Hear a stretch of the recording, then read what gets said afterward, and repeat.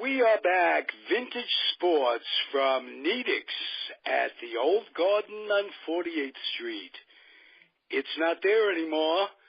All that's there are memories. And I share them with Alan Blumkin, who is not yet here, Hal Bock, who is here and has checked in, as has George Case III.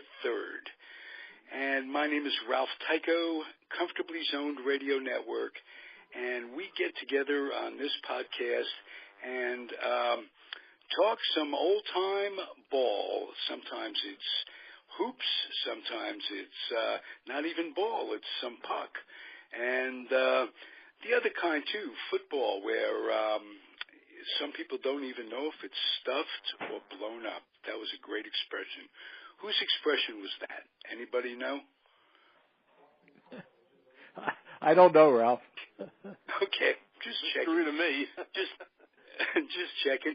Hal, the subject today, as I mentioned in an earlier memo, was or is going to be your book, Banned, and it's your latest effort. It is all the folks who have been banned for baseball for one reason or another. And we've touched on it in past programs. I want to do the George Steinbrenner thing. Alan and I have been talking to Peter Golenbach a lot, and David Nedick, who knew George Steinbrenner personally over the course of his early years.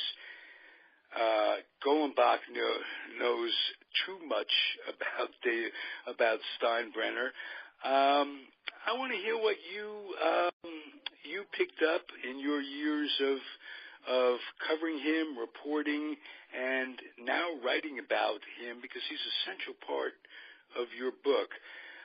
What did you find out about George that you didn't know when putting all this together, Hal? What did I find out that I didn't know? Well, I knew that he was a tough hombre, a tough guy to work for. He fired managers at the drop of a hat. He went through Billy Martin 5 times. I mean, how can you have a manager 5 different times? You either like this guy or you don't like this guy. But that was not George's style. George was very mercurial. He changed from day to day. He had different ideas about how the game should be, how the team should be assembled. And if you felt that you wanted a young team, he felt that he wanted an older team. The older team was what he had. If he felt he wanted an older team and a younger team, and had an older team, he'd just wipe it out. He'd just start over again. And the Yankees were in a constant state of flux when George was the owner.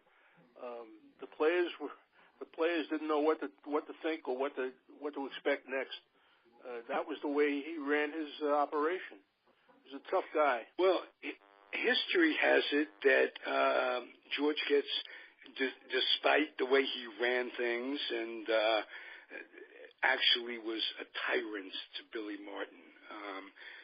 Billy was very, very flawed because of his demons, and the man just wanted to manage the Yankees.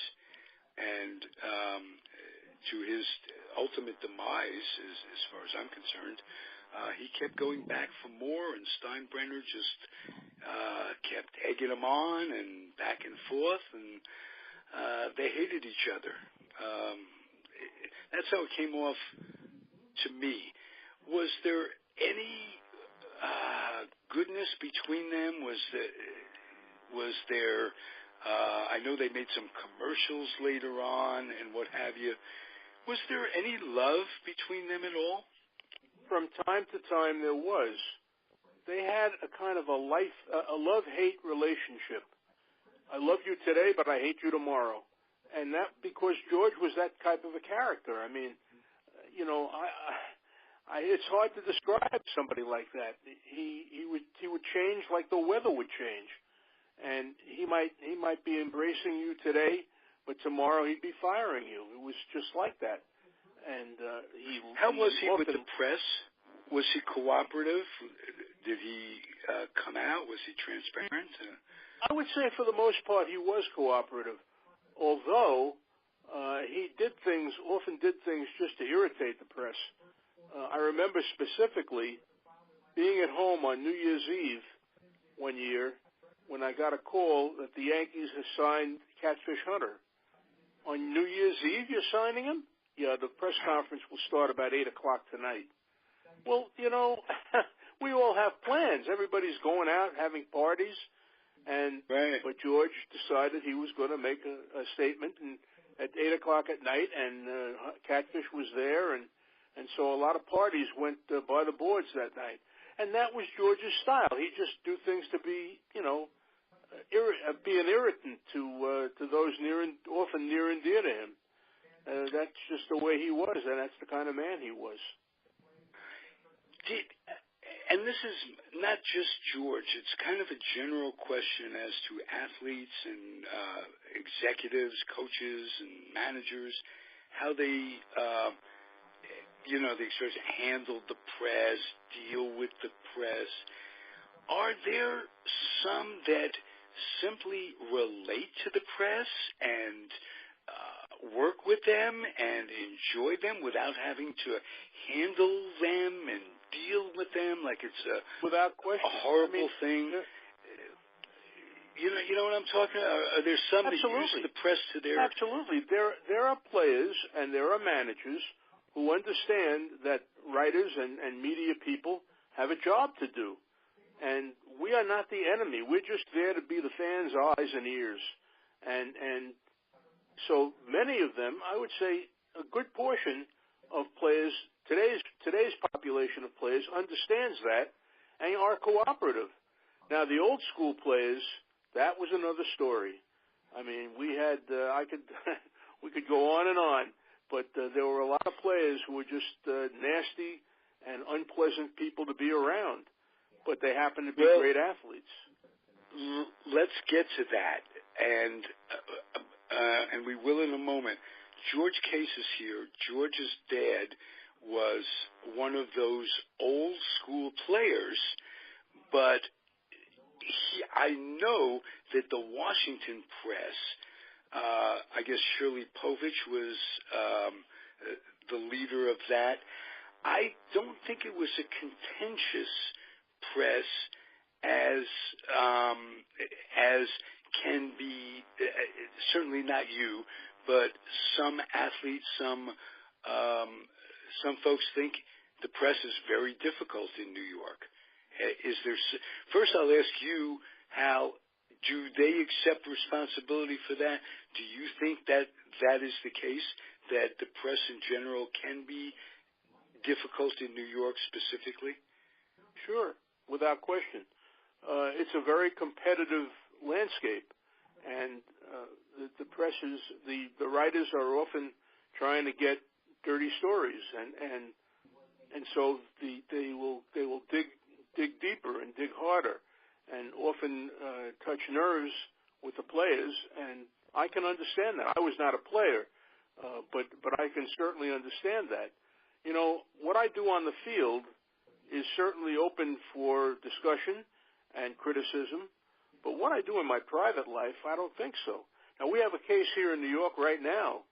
Matt Harvey disappeared the other day and failed to show up at Citi Field and wound up getting suspended for 3 days. Well, you can't not show up at the ballpark. You're a player. You're on the team. So that's been all over the tabloids here in New York for the last several days. And Harvey came back today, and he had a mea culpa. He apologized to his teammates, and he apologized to everybody. But that's the sort of thing that, I mean, the Mets have been playing pretty well. They've won 7 out of 10. But the story in the papers the last several days has not been their success. It's been all about Matt Harvey. Because people like... Imagine how distracting that is for a team in general. And did the Mets make a good move by suspending him right in the middle of... As you say, they won 7 out of 9 games, or this, that, and the other thing. There were kind of on an upswing. Reyes is doing it a little bit. He's warming up. Walker's warming up. And they do this. Was there any way that they could have avoided washing their dirty laundry in public? Well, he's a high-profile player, and people notice if he's not around. If you go in the clubhouse and he's not at his locker, people are going to say, well, where's Matt Harvey? He was supposed to be the starting pitcher in Sunday's game, and he did not start the game. He was suspended. And the Mets called up some poor guy out of AAA who he was a sacrificial lamb. He had no chance. This guy flew the red-eye from Albuquerque to Los Angeles, and then from Los Angeles to New York. He arrived at 8:45 in the morning for a 1 o'clock game. He had no chance. I mean, so how could you hide that? How could you cover that up? You can't. You can't. Harvey is too high a profile. He's a probable pitcher, and he's not there, you know. Hi, Ralph. Hi, Al. How are you? Okay. Al, we're talking. Al Blumkin has joined us. Al, George Case Jr. I'm sorry, George. George Case the third. Hi, George. And hi, Alan. How are you? It's Comfortably Zoned Radio Network. It is Vintage Sports from Nedick's at the Old Garden, and we're talking George Steinbrenner and the press and how the press is different in New York. Hal made the point that the press in New York is definitely different than, would you say, anywhere else in the country? Is there anything to compare it to? I think that we have the toughest press, largely because of the competition, largely because these are younger guys who are not beholden to the teams. You know, in the old days, writers were almost like part of the team, and they didn't write anything sensational or out of school. They kept things to themselves. It was all about what went on the field. But that changed, I would say 25, 30 years ago, maybe a little more. And now writers are largely viewed as the enemy by many, many players and many front office people. And I can understand why, because the writers are trying to get people, they're trying to uncover stuff and uncover good stories. And, you know, we talked about Steinbrenner. Steinbrenner was suspended from baseball twice. Now, that's pretty good. There have been other owners who've been suspended. In my book, Banned, Marge Schott was suspended, and Ted Turner was suspended, and Bill Cox was suspended. A lot of the owners have been suspended. Nobody except Steinbrenner has been suspended twice. And when you look at that, and then you hear his name mentioned as a candidate for the Hall of Fame, I find that remarkable. How could he be a candidate for the Hall of Fame when they threw him out of the game twice? That's remarkable. I just don't understand. How could Bowie Kuhn be a candidate for the Hall of Fame and another Bud Selig, and a number of them. George, when your dad played in Washington, or far removed from the New York glare, how was it between the players on the Senators in the 30s and the 40s and the press that covered him? I mentioned Shirley Povich. I can tell you this, Ron, Ralph, as far as I know, and Hal, you might have not have been a part of it, obviously, because you're up in New York, and Alan, but the press in Washington, really was very complimentary, I think, to the players. I mean, they traveled, as Hal mentioned, they traveled with the team many times on the train, picking up stories and writing very nice articles about the players. And as far as I know, my dad and Mickey Vernon and Hudson and Lewis and Travis and all those players in Washington had a very good relationship with the press. Shirley Povich, Bob Addy, Maury Sigel. I mean, these guys were great nationally known writers, but on the other hand, they did cover the Washington Ball Club, and they did it without trying to dig up all kinds of dirt. I mean, they felt that their job, as Hal talked about, was talking about the performance of the players on the field. And if there were some human interest stories and there were things about the players and their families, that's what they wrote about. So, my opinion, my dad and the Washington players were very much part of the press's coverage in a very positive light. Well, one of my great philosophers, Casey Stengel, he knew how to deal with the Riders when he was here, with the Yankees and with the Mets, probably with the Dodgers back in the 30s as manager. And he once said he had to treat the afternoon paper writers different. Back in those days, you had morning and afternoon papers. And he said because the afternoon writers couldn't write the box score. They had to come up with something else. And, Hal was right. A lot of them didn't, the ones who were critical, I know a lot of the Dodger players hated Dick Young's guts. Because Young was in the clubhouse looking for stuff, and Casey had a saying. He called them my writers, and he was always available for them. Now I didn't cover Casey; I was a little later than that, but he had a community of writers who worshipped him because he always had stories to tell them. He always gave them material to write. He was a godsend for the writers, and that continued when he went to the Mets. In fact, I think the Mets hired him largely because of his relationship with the writers, because the Mets knew that they weren't going to be a very good team. If you were going to write what went on the field and nothing else, it would be really disastrous for them. But they had Casey to kind of weave stories and entertain, and he made a big difference, and the writers loved him for that reason. So Hal, wasn't it Casey who came up with that quote? Can anybody here play this game? Yeah, I'm sure that was yes. I'm sure that was a wonderful quote for the writers. Well, sure. Jimmy Breslin wrote a book entitled that. About that title, that's exactly right. That's right. Yeah, and I don't think we've talked about Jimmy Breslin, Hal. Did you know him well? Did not know him well. I admired him. I read his material. I met him, I think, once or twice, but I can't say that I knew him. But he was a legendary writer here in New York. He was a terrific writer, won the Pulitzer Prize, and he was not only a sports writer. He started as a sports writer, but he became a general columnist, and he had a way of getting the pulse of New York, being able to feel the pulse of New York and writing about it. And perhaps his most famous column.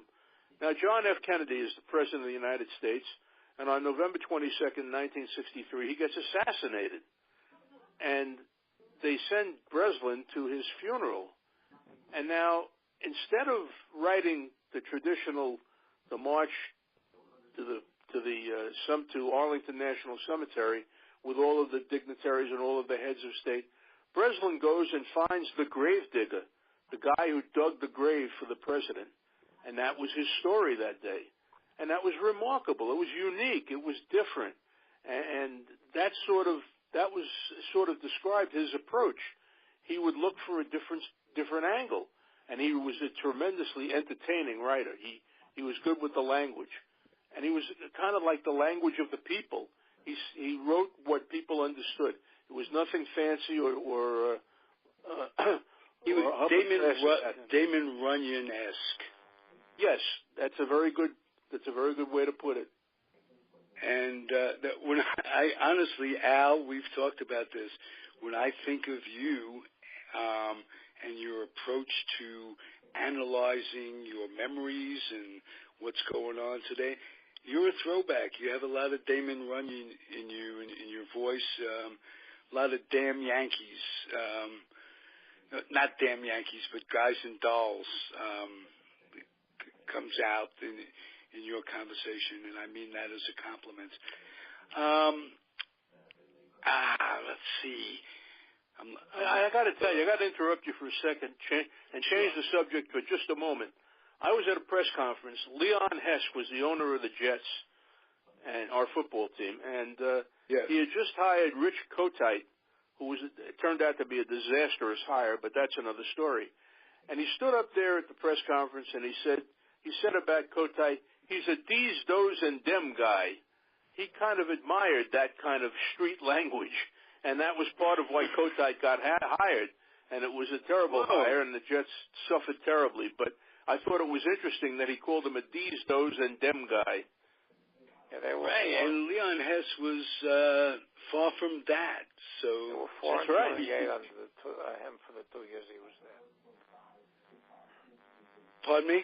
The Jets were 4 and 28 for the 2 years that Kotite was there. That's right. So you overstated his greatness, or understated his futility. As bad as you thought he was worse. Yeah. Right. Even by Jets. You didn't cover Casey, but you got to hear, you passed this on, you're one of the reporters, if I remember, you passed this on to us, that a very famous Casey line. Do you remember that? Which one? and it slips my mind. You were. Well, I was at a dinner with Casey, and the great Joe Reichler, who was one of the best baseball writers in America, and later worked for the commissioner's office, was sitting across from Casey, and I positioned myself kind of near Joe Reichler and near Casey because I wanted to hear. I was a young guy, and I wanted to hear that conversation. And Reichler said to Casey, "Tell them about the left-hander." That's all he said. Tell them about the left-hander. And Casey started out, and he just went off on a soliloquy that must have lasted 5 minutes. And he was just drifting from here to there and everywhere. And I thought to myself, I'm witnessing a mental breakdown. This guy is completely off the chart. This isn't just Stengelese. I mean, he's out of left field. And he went on, and then near the end of his conversation, he turned to Reichler and he said, "And that's the left-hander you asked me about." So it was contrived, and that was the way he operated. He knew he was entertaining, and he entertained.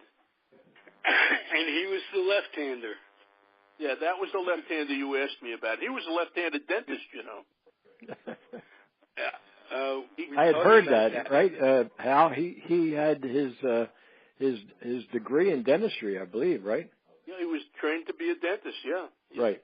Yeah, and in those days, it didn't take college first. I think it was almost like a course, like an on-the-job training course. I'm almost through his autobiography, Casey at the Bat.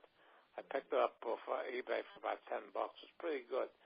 And Casey said that back in those days he had problems with that because all the equipment was made for right-handers.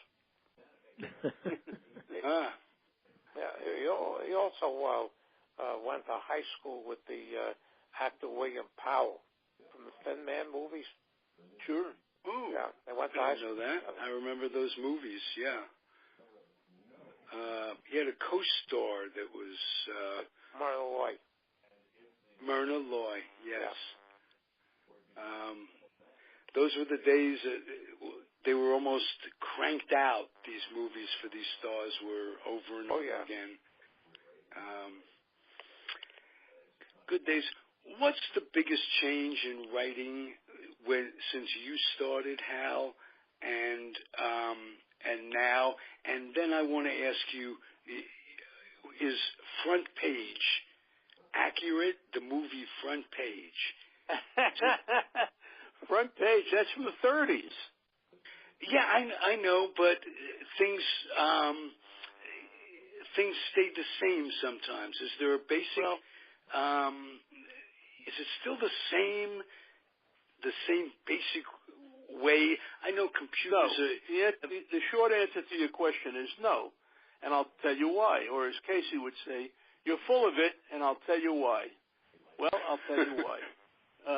The advent of television, the advent of the Internet has changed journalism tremendously. When I first got into the game, obviously we had television, and so what we started to do at that stage was go into the dressing room and get stories from the players that TV couldn't get. TV could show you the game, And they might even have a kindness corner after the game where Ralph Tyko would interview the star of the game. That'd be fine. But we as writers could go into the clubhouse and talk to anybody we wanted. There were 25 guys in that clubhouse. And so the basics of journalism changed at that stage. That would be in the 50s, 60s. And we were required. They had something called interpretation. Interpret the story. Interpret for the readers what just took place. Explain what was going on. It's not just hits, runs, and errors, which is what it was when George's dad played. But in our era, when I came along, we had to start doing a little more interpretation in the stories. Now, with the internet has changed everything all over again, because I worked at the Associated Press for 40 years, and we prided ourselves on having a deadline every minute. We were on the case. Everything that happened immediately went on the wire. Well, that's how it is with the internet. The internet that's nothing new for AP writers, because the internet offers 24-hour news flashes immediately. Whatever it happens, it's on the wire. It's on the internet. Well, writers had to change that was another change for most writers, because I remember covering a Stanley Cup playoff one year, and we were going from city to city, back and forth, and we get to Sunday, and the guy from Sports Illustrated is stunned. He said, I got to write today. Well, I've been writing for 6 days. It's time you sat down at the typewriter and churned something out, So they don't have that leisure of sitting back and being able to digest what went on.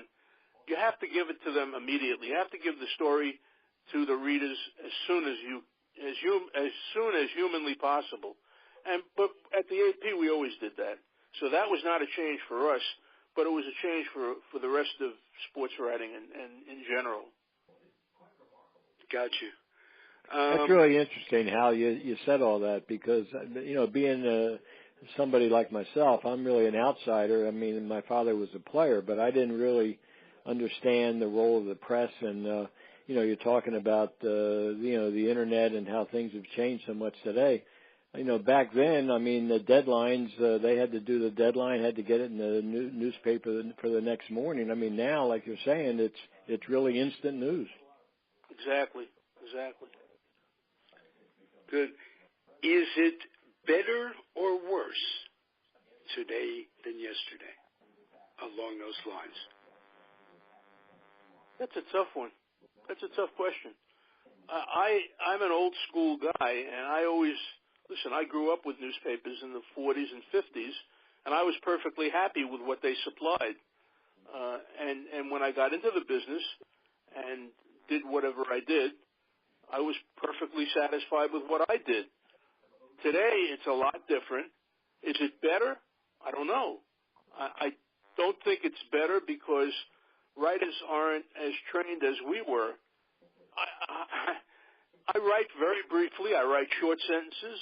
I get to the point quickly, because that's how we were trained at the AP. Get it out quickly, be accurate, and be fast. And that's how we did it. And that's how writers today have to do it, because of the internet. That's changed everything. Hal, I don't think I've ever asked you this. Did you become a sports writer first or a journalist first? Or, if you know what I mean, in your head, did you do it for sports, or were you going to get into it and then you found sports as your medium? At the age of 8 years old, my father took me to a baseball game. George's dad was not there because it was the Yankees and the Giants. It was an exhibition game. Okay. And George's dad was busy stealing bases in the American League.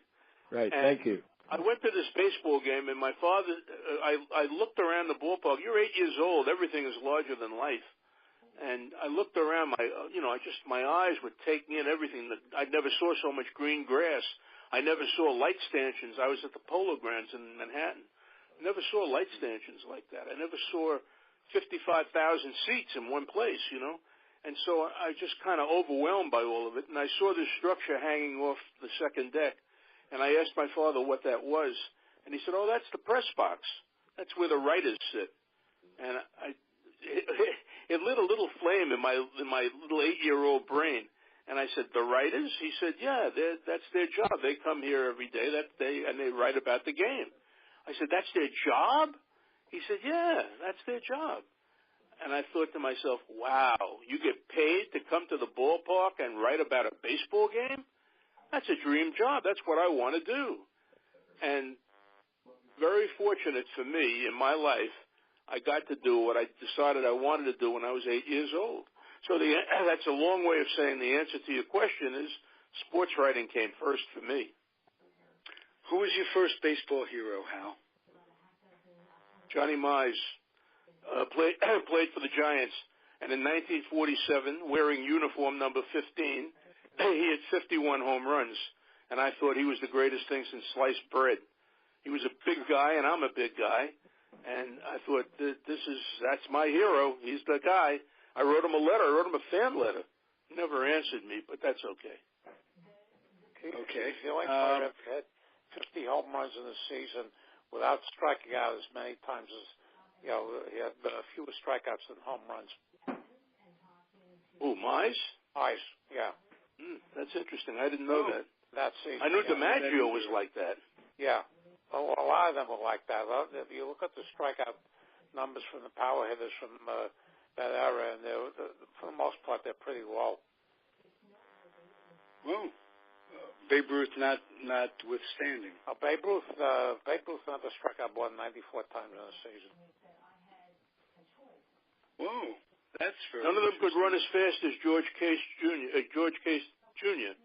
Jr. was the second. Third. My dad was junior. We've got the third. Your dad was the second. Right. Was your grandfather an athlete, George? Yes, my grandfather, apparently from what I understand, and my grandfather died a year before I was born, but he was a well-regarded sprinter in the 1880s, and I guess that's where my dad picked up his inherited speed from his father. So, I could run. My dad was obviously one of the fastest players in baseball, and he inherited his speed from his father, which I did not know until I did a little research myself on my family history and found an article that was dated in like 1880, and it mentioned my grandfather's race against an English sprinter by the name of Ben Scholes. And, I was very curious because I had never heard the story before. So, that people have asked me, well, where did your dad get his speed? And I have to think that it was inherited from his father. Wow. And I also, can I ask Hal one question? And Alan, maybe you can jump in here. We're talking about sports writers and ball players. Ted Williams, from everything that I've read and everything I've heard, had a contentious relationship with sports writers. Now, I don't know the basis for it. I don't know, how much was fact, how much was fiction, but I do know that, Ted did not get along with many members of the press at all. I'm aware of that. I don't know the background other than it was the Boston Press, and they were a tough group also. I don't know what they wrote that upset him, but I can tell you this. I had a couple of encounters with Williams. He couldn't have been nicer to me. Now, it was on a telephone one time. Another time it was in person at the Yogi Berra Museum. But he was genuine and answered my questions, and he was terrific with me. Now, it may be familiarity breeds contempt. He didn't know me. Right. He knew the Boston writers on a daily basis, and that's a possibility that's where the animosity came from. The worst was a writer named Dave Egan, who was a drunk, among other things. He cost Ted Williams a couple of MVP awards. And he also hated Casey Stengel back in the days when Stengel was managing the Boston Braves. In fact, Stengel was hit by a taxi prior to the 1943 season. Was out for a couple of months, and Egan wrote that he had Casey Stengel the driver who hit Casey Stengel should have gotten the award for the best baseball moment in 1943. And then when Casey was hired to manage the Yankees, And I looked this up because I was researching, a number of years ago, I was researching the firing of Bucky Harris and the hiring of Stengel in after 1948. And Egan wrote that the only thing they get out of Stengel will be laughs and no penance. But the guy was a drunk, and he was a vicious, he was a real vicious son of a bitch. And when they used to get on Williams because his wife gave birth a couple of weeks before she was scheduled, and he was playing a ball game. They got on him for not being there when his wife gave birth, and they really went after him. And of course, back in the early part of his career, he was not the most diplomatic in the world, but the Boston had quite a number of newspapers at that point, and they were all competing for the most sensational story, and it had to be the Red Sox because the Braves most of the time were pretty boring. Right. We can just go back. People say Boston had a lot of newspapers. Gentlemen, how many newspapers, when I was growing up in the 50s, the Brooklyn Eagle, the Long Island Star, there must have been 15 daily newspapers in New York. The Mirror, the News. Am I correct? There was seven. There was in the morning. There was the Times, Tribune, Herald Tribune, News and Mirror, and the afternoon had the Post, World Telegram and Sun and Journal American. Now it happened. There was a major strike in 1966. The first one was in 1962. And the Mirror folded up after that one.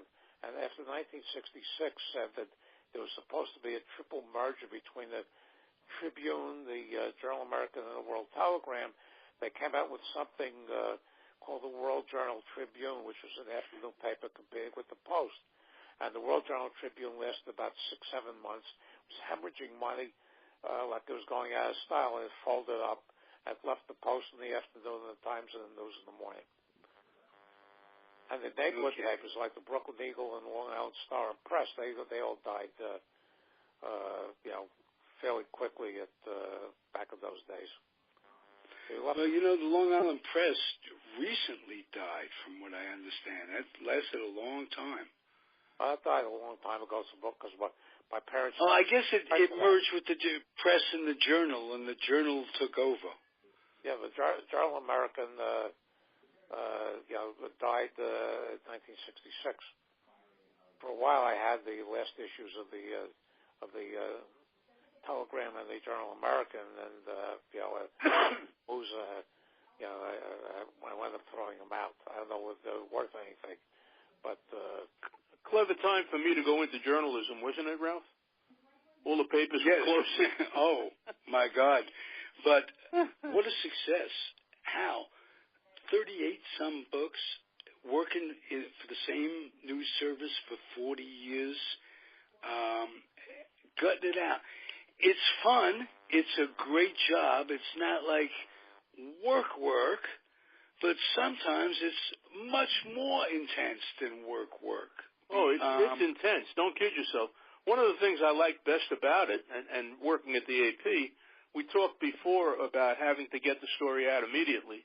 I love the idea of having a deadline hanging over my head all the time. As I said before, a lot of writers could sit back and the deadline was 2, 3, 4 hours away.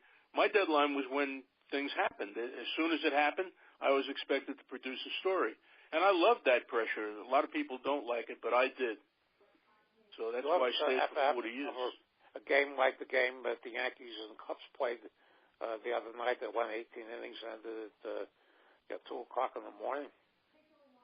Oh, yeah. 24 innings. 24 innings for me on September 11th, 1974. I was at that game. Innings, the Cardinals and the Mets. Yeah, I was at that game. I had to go to work the next day, so I left after the 8th. Maybe it was 25. I'm not even sure. It's 25, yeah. I left after the 8th inning. I watched till the 17th I had you can't leave after the 8th inning. Come on, Alan. I had to go stick it out. And the Mets looked like they were going to win the game. Guy hits a home run. 3-1. Guy hits a Ken reaches a home run with 2 out in the 9th inning. Exactly. Tied it up, Tied it up. Hey, speaking of time, we are just about out of it. This was terrific, gentlemen. Anything either of you, the three of you, would like to say in closing, so no one feels cheated at all? Any questions of each other? I have one question. If I can ask about Jim Bouton and whether his book Ball 4 had anything to do with what's going on today with players and sports writers digging up dirt on everybody. I mean, I don't know. I mean, that was a long time ago. Hal or Alan, I mean, what are your thoughts on Bouton and his book Ball 4? I think players were shaken by Ball 4 because, I mean, within the community of baseball and within the community of sports writing, we knew what was going on. Everybody knew what was going on. Right. But nobody had the nerve to publish it and let the people outside know. That's why the commissioner called Bouton in and reprimanded him for really opening up secrets that were kept over the years about the players and their shenanigans. Ball 4 did that. Now, is that a good thing or a bad thing? I don't know. It's a thing. It happened. Jim Brosnan. Right. I was just curious if you think maybe that's what turned the corner on. I mean, that was such a revelation. I mean, as you know, and as I know, things did remain within the clubhouse and the sports writers, and then all of a sudden here you have somebody like Bouton, talking about everything that's going on, behind the scenes, and it was huge news. Well, I think Alan just mentioned Brosnan. Jim Brosnan wrote 2 books in '59, Pennant Race, and Long Season in '61 and Pennant Race, but they were not nearly as revelatory. Tawdry. They weren't tawdry. I think the disconnect. Right. They weren't, but they were tremendously entertaining and very much revealing. so. Yeah. And I remember Brosnan writing about sitting in the bullpen, what it's like to be a player and the pressures and what have you. He's sitting in the bullpen, and it's maybe the 6th inning and close game. He's thinking about getting in, and all of a sudden he looks up and he sees his wife and his kid in baby in arms, and she's had enough. She can't handle it anymore. She's walking down the stairs to the field, in the stands, with the baby, with this look on her face of it's just too much. Here I am, and it really reminded me as a little kid that these people, they're real. They don't just. It's not just dramatic. We're playing dice baseball.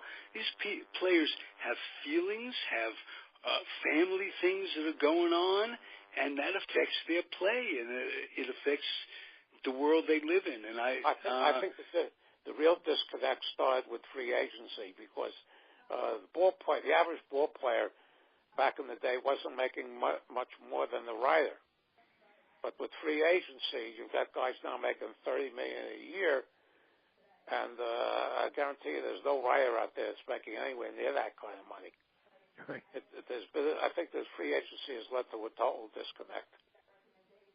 Well, I have to agree with George. I think Ball 4 had a lot to do with it because it put a human face on the players, and it showed them to have the same emotions and the same outlook that the guy at the next desk might have, Bowie Kuhn made that into a bestseller. I'm sorry? Bowie Kuhn made that book into a bestseller. Oh, maybe. You're right. Hey, again, time running out, guys. You've been terrific. Alan, the way you say it is the best. What's happening next week? Same? At that time, same bat channel. Okay. That's pretty simple, but I can never get it. And Without that voice of yours, it wouldn't be the same. Thank you, Hal Bock, George Case III, Al Blumkin. I'm Ralph Tyko, Comfortably Zoned Radio Network. We'll see you next week. Thanks, everybody. Good night. Good night. Good night.